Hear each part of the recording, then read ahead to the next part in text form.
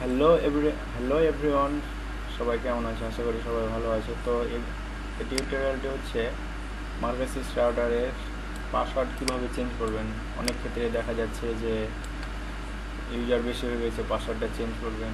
তো কথা না বলিয়ে কাজে লাগা যাক। ফার্স্ট একটা ব্রাউজার ওপেন করবেন।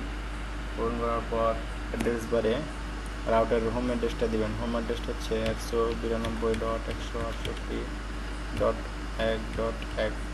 তারপর এন্টার করবেন। তারপর রাউটারের লগ ইন পাসওয়ার্ড আসবে, যেটা যার পাসওয়ার্ড আছে সেটা দিবেন। আমার দেওয়া আছে, আমি একটা দিচ্ছি আমারটা। তারপর চলে আসলো মার্কেসিস MW305 আর রাউটার মডেল। এখন এগুলো হচ্ছে ইউজার, আমার রাউটারে এখন 3 জন ইউজ করছে।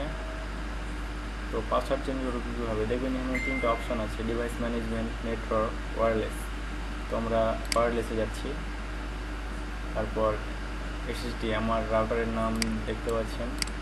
আর পাসওয়ার্ড যদি চেঞ্জ করেন তাহলে এই যে এটা আমার পাসওয়ার্ড দেওয়া আছে, আমি এখন চেঞ্জ করবো সেটা।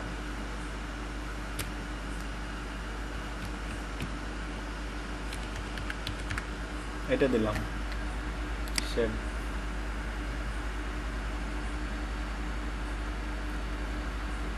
এখন একবার রিফ্রেশ দিলাম, ওয়্যারলেস, সেভ। আমার কিন্তু পাসওয়ার্ড চেঞ্জ হয়ে গেছে।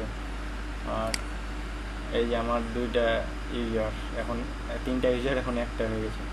তো ধন্যবাদ, নতুন কিছু নিয়ে আসবো আবার আপনাদের সামনে। আসসালামু আলাইকুম, সবাই ভালো থাকবেন।